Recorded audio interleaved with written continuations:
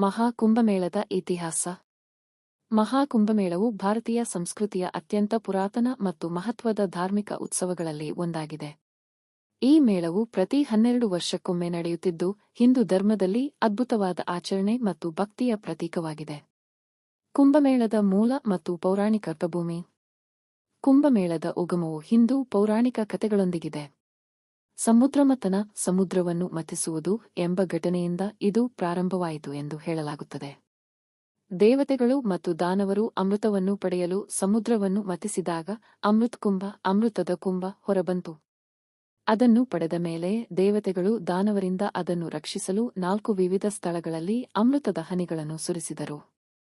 ಆ ಸ್ಥಳಗಳು: 1. ಪ್ರಯಾಗರಾಜ, ಅಲಹಾಬಾದ್, ಗಂಗಾ, ಯಮುನಾ ಮತ್ತು ಗುಪ್ತ ಸರಸ್ವತಿ ನದಿಗಳ ಸಂಗಮ. 2. ಹರಿದ್ವಾರ, ಗಂಗಾ ನದಿಯ ತೀರ. 3. ಉಜ್ಜಯಿನಿ, ಕ್ಷಿಪ್ರಾ ನದಿಯ ತೀರ. 4. ನಾಶಿಕ್, ಗೋದಾವರಿ ನದಿಯ ತೀರ. ಈ ಸ್ಥಳಗಳಲ್ಲಿ ಇಂದು ಕುಂಭಮೇಳವನ್ನು ಅದ್ದೂರಿಯಾಗಿ ಆಚರಿಸಲಾಗುತ್ತದೆ.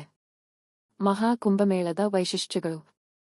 ಮಹಾಕುಂಭಮೇಳ 12 ವರ್ಷಗಳಿಗೊಮ್ಮೆ ನಡೆಯುವ ಪ್ರಮುಖ ಹಬ್ಬ, ಆದರೆ ಅರ್ಧ ಕುಂಭಮೇಳ 6 ವರ್ಷಕ್ಕೊಮ್ಮೆ ನಡೆಯುತ್ತದೆ. ಮಹಾಕುಂಭಮೇಳ ಮಾತ್ರ ಪ್ರಯಾಗರಾಜದಲ್ಲಿ 144 ವರ್ಷಕ್ಕೊಮ್ಮೆ ನಡೆಯುತ್ತದೆ. ಇದು ಜ್ಯೋತಿಷ್ಯ ಶಾಸ್ತ್ರಕ್ಕೆ ಅನುಗುಣವಾಗಿ ಆಯೋಜಿಸಲಾಗುತ್ತದೆ. ಗ್ರಹಗಳ ಚಲನೆಯ ಆಧಾರದ ಮೇಲೆ ಕುಂಭಮೇಳದ ದಿನಾಂಕವನ್ನು ನಿಗದಿಪಡಿಸಲಾಗುತ್ತದೆ. ಕುಂಭಮೇಳದ ಆಕರ್ಷಣೆ. ಲಕ್ಷಾಂತರ ಸನ್ಯಾಸಿಗಳು, ಮುನಿಗಳು, ಭಕ್ತಾದಿಗಳು, ದೇವಾಲಯಗಳ ಪ್ರಧಾನ ಪೂಜಾರಿಗಳು, ಹಗ್ನ ಸನ್ಯಾಸಿಗಳು ಈ ಮೇಳದಲ್ಲಿ ಭಾಗವಹಿಸುತ್ತಾರೆ.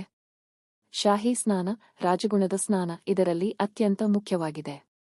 ಗಂಗಾ, ಯಮುನಾ ಮತ್ತು ಸರಸ್ವತಿ ನದಿಗಳಲ್ಲಿ ಸ್ನಾನ ಮಾಡುವುದು ಪಾಪ ಪರಿಹಾರವನ್ನು ತರಲಿದೆ ಎಂಬ ನಂಬಿಕೆಯಿದೆ.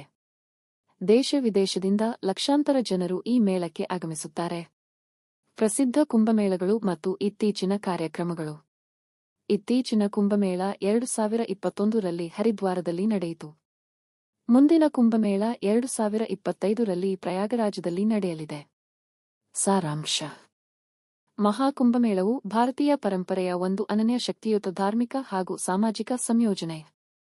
ಇದು ಕೇವಲ ಹಿಂದೂ ಧರ್ಮದ ಉತ್ಸವವಲ್ಲ, ಇಡೀ ವಿಶ್ವದ ಭಕ್ತರನ್ನು ಆಕರ್ಷಿಸುವ ವಿಶಿಷ್ಟ ಆಚರಣೆ. ಕುಂಭಮೇಳವು ಕೇವಲ ಒಂದು ಉತ್ಸವವಲ್ಲ, ಇದು ಶ್ರದ್ಧೆ, ಭಕ್ತಿ, ಪರಿಪೂರ್ಣತೆ ಮತ್ತು ಪವಿತ್ರತೆಯ ಮಹಾಯಾತ್ರೆ.